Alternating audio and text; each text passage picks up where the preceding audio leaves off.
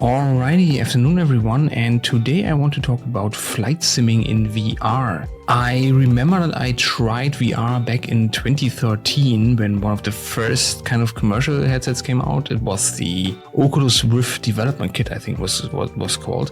I didn't like it very much because I got sick and I was puking all the time. So I thought, yeah, VR isn't really anything for me. However, I recently visited a friend and I tried out a newer, more recent headset and I didn't get sick. So I decided to give this entire VR business another chance. So naturally, being a flight sim enthusiast, I was very curious about how flight simming is in VR. Before we get started, you might notice that the flights that I'm doing are a little bit shaky. This is due to a problem that I have with my flight stick, which tends to roll left when I leave it in the center. So I constantly have to fight against that, and that makes the flights a little bit shaky. So I apologize for that. And I started with Microsoft Flight Simulator.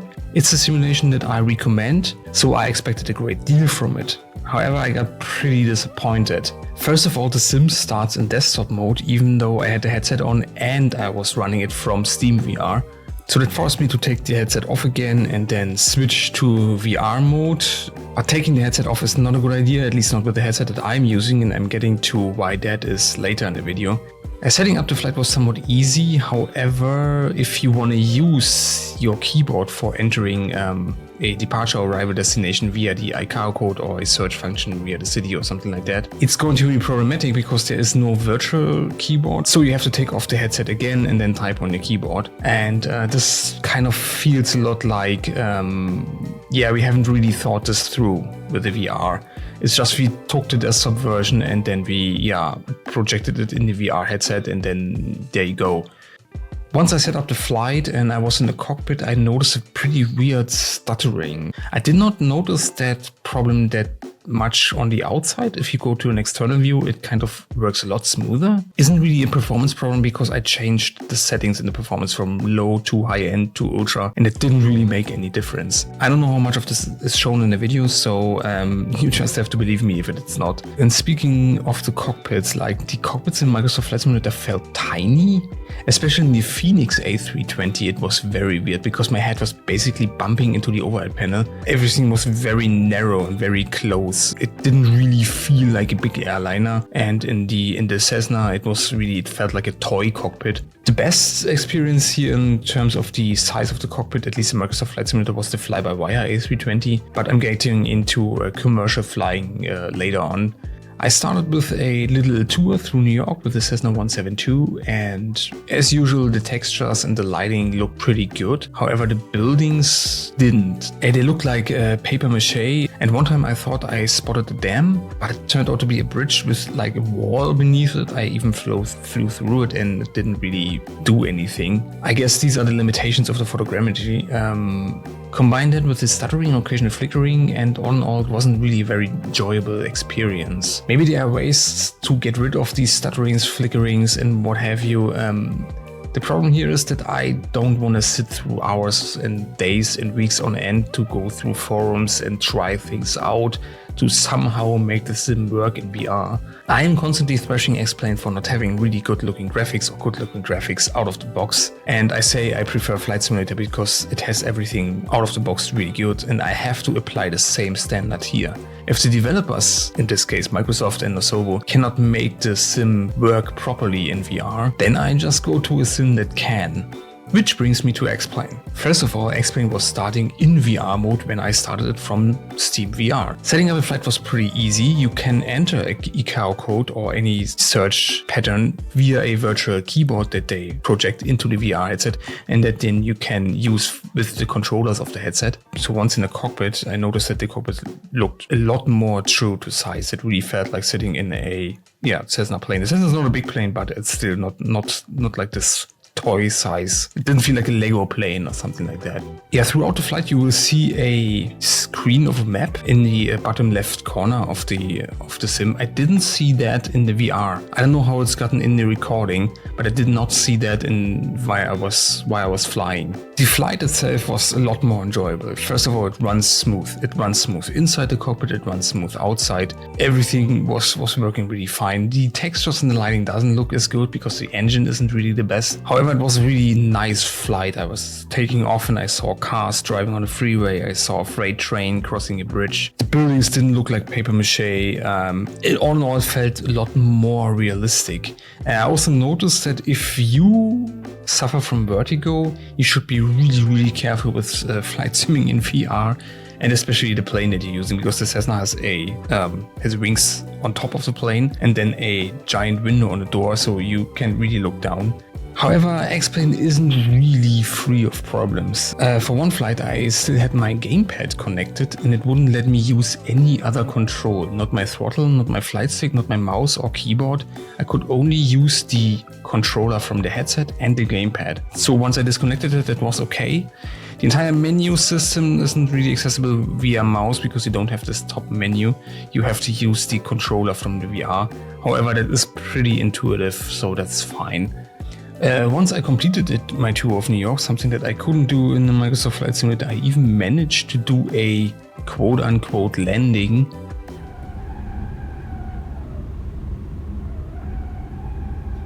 Excellent landing.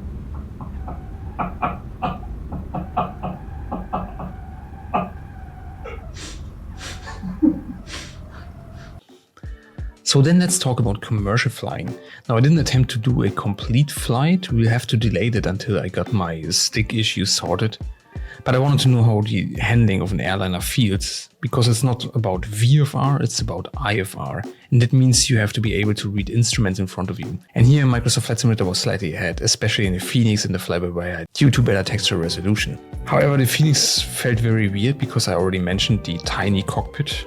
In all of those, programming the FMC is certainly a challenge. You have to look down on it, so make sure that whatever you use is an environment where you sit when you do that you can move your head around freely, because you will bump into stuff all the time. Now in X-Plane you have the pop-out function for the instruments, and I usually praising that because that's a really great idea, so you can operate these instruments while still looking outside or anything. However, in VR this is more bug than a feature, because the thing is glued to the position in front of your face.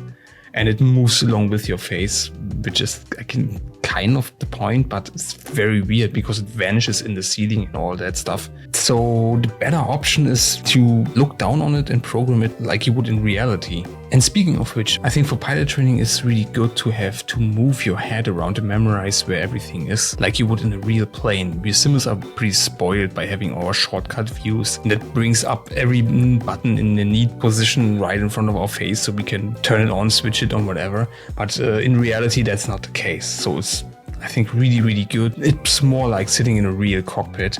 To operate these switches and controls and all that, you have to use the mouse, which is also a bit weird because the mouse kind of follows your view a little bit. One time in X-Plane it happened to me that the mouse was stuck at a certain position, and then when I was moving it, it then was jumping to another position, so I could never really use it. Also in X-Plane the mouse vanishes over the EFB, so you cannot really see where your mouse cursor is on the EFB, and that makes it an absolute pain in the ass, to operate the EFB, which you need when you are in VR, because you need to get your weather information and stuff from there, because you cannot switch to desktop and then have a look in your Navigraph app or whatever. Or just on a side note, you will see two mouse cursors on the video recording. One is the actual recorded mouse on my desktop or whatever, and the other one is the one that I see in the VR. And you will probably notice that one of them vanishes when I go over the EFB. However, most of the time the usage of the mouse works relatively well. However, there are a lot of interesting peripherals in the making for VR at the moment. For once, there are like gloves that have like little motors inside, and they really let you feel when you grab a switch or push a button or anything. They give you feedback on your fingers. If you combine that with a decent hand tracking, you can then really operate the plane like you would operate a real plane. And think further about that, you don't even need a flight stick and the throttle quadrant anymore, because if you grab the stick, the virtual stick in your virtual cockpit, and you get the feedback on your hands, you really can operate that the same for the throttle quadrant. So this could be an absolute game changer. In conclusion, weirdly, what I found here was that for VFR flying, I preferred X-Plane, and for IFR flying, I preferred Microsoft Flight Simulator. But again, the final verdict is still out. I still have to do a complete flight. Now, before we get into the headset that I was using, I want to talk about one more thing. I don't really like a lot of these VR games. There are a lot of these shooters where you have to walk around and stuff, and this feels unimmersive to me because I'm not walking around. I'm sitting in my chair on my desk or sitting on my couch or something like that. And I like games that reflect that. So Sims. I think I can imagine that if I ever have a wheel and pedals and all that I can do a truck simulator or anything like that. However, that's with flight simming that raises a little bit of a problem because in commercial flying, once you set up your plane, you taxi to the starter, you took off, and then you're climbing, you give control to the autopilot, and then basically you're just monitoring. You sit there for a couple of hours and then just watch at the clouds or something. That's probably a little bit boring, I don't know. And again, I'm getting into why I cannot take off the headset when I talk about the headset itself. But I have tried one more sim in VR, and that's not a flight sim, that's a space sim. That's Elite Dangerous. And now you can make passenger runs in Elite Dangerous as well, and they only last for a couple of minutes. You start from the station, then you fly a little bit away from the station, you make a hyperspace jump, you approach a new station, then you land there, or you can do these sightseeing tours. It's not as interesting as it sounds, but it's a lot more interesting than sitting in a cockpit for 3 hours and looking at clouds. One thing I noticed by using Elite Dangerous is that you can feel that the game was designed from the start up to be working properly with VR. You open the menus by just looking at them. I'm controlling this game with a single gamepad. Most of the time I just use one hand. So it's really interesting to see how immersive and how easy a game can be if it's designed from the ground up to be working with VR. Yeah, it's really a shame that the game that gives you one of the best or maybe the best VR sim experience today is a decade-old space game, and it doesn't even look that good. It used to look better. They made an update of the engine for Odyssey, and after that it looked worse. Like, it's the only engine upgrade that I ever come across that made the game look worse. But I mean, it's still very fascinating. You fly through space, you see these giant planets, you see these giant stations. It's really amazing. Yeah, so if you want to get into simming in VR, this is where I would start. But yeah, that's just on a side note.